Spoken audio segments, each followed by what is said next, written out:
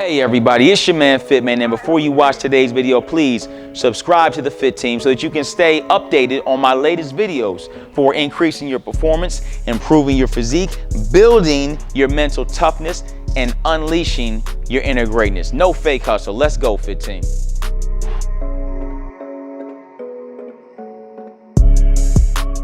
Hey everybody, it's your man Fitman, head performance coach at the Fitman Performance Center. And today's topic, we're going to continue on to part 4 of our 5-part series on the top 5 ways or the top 5 things that you can do to improve your sprinting performance. And today we're going to get into what and how you have to eat in order to maximize your performance on the track. Now, the first thing that you need to know when it comes down to how and what to eat to improve your sprinting performance is that you have to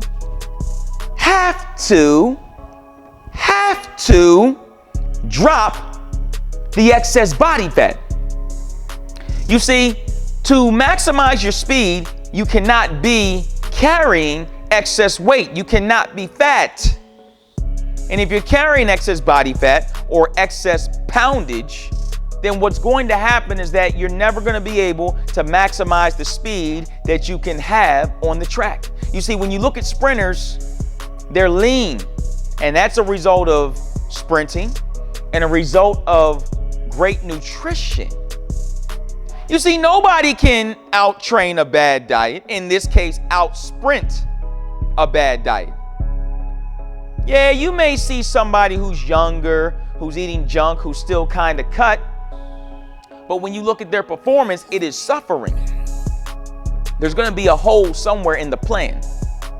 So what we've got to do is that we've got to talk about the what and the how. And when it comes down to the what, as far as what we are supposed to eat in order to maximize our performance, it comes down to the same basic foods that successful athletes have been eating for years to fuel their performances.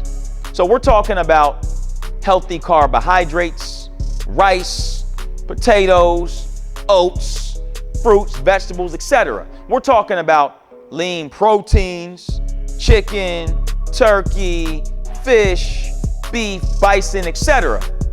Now, we're not talking about that 70-30 meat. If you don't know what that means that it's that meat that you see in the corner of the mega store, and it's like $1.99.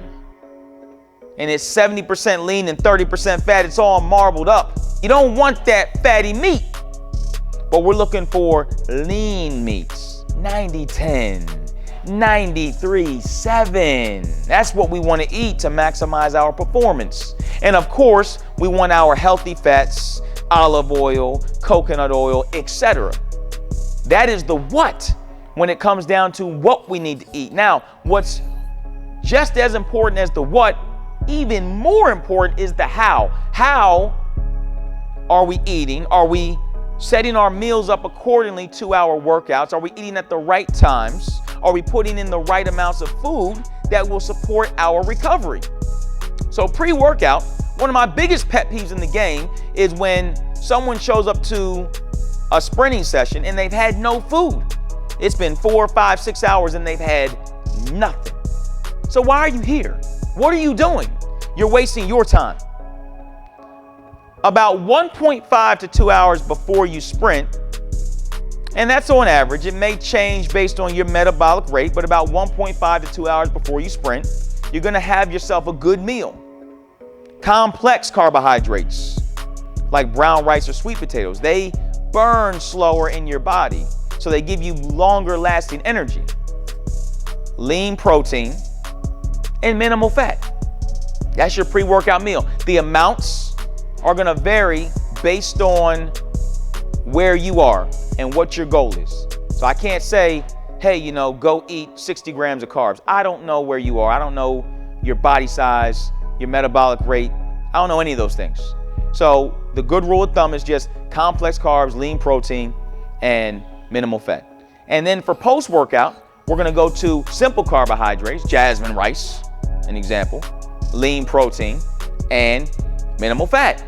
Why do we go to the simple carbohydrates? Because they get into your system much faster than complex carbs would. Now, don't make this more complicated than it needs to be. That's just the rule of thumb. If you're in a jam pre-workout and you've got to have jasmine rice instead of brown rice, that's not going to ruin your workout. The energy may not last as long, but you can still have a successful workout. So let's not say, oh my goodness, I didn't get my brown rice in. Now my workout's over because I had jasmine rice. No, it's not. That's all mental. This is just a rule of thumb that will allow you to really maximize your workouts, but the world's not gonna end, okay?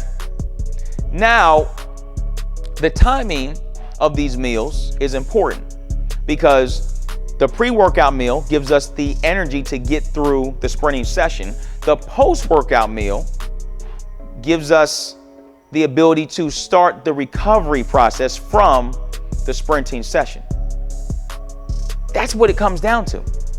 And then overall, you want to make sure that your calories are high enough to support your training, because look, if you're only eating 1 or 2 small meals a day, then you're not going to have enough food in your body to support the demands of sprinting. We can't live our life and just eat junk. The fuel you put in your body dictates the performance. So we know sleep is king. We learned about that, how important sleep is, but your nutrition is important when it comes to maximizing your performance. You can't eat Snickers bars and ice cream or a cheesesteak right before you work out. It doesn't make any sense. Unless you like having bad performances, unless you like making a fool out of yourself every time you train. Maybe you enjoy that. I don't know. I wouldn't enjoy that. Now, I had these bad habits when I was in high school and college. Pizza, pretzels, and all these types of things before I would train and sprint. And I would go out there with a stomach full of soda and pizza, and I could never get through the workouts.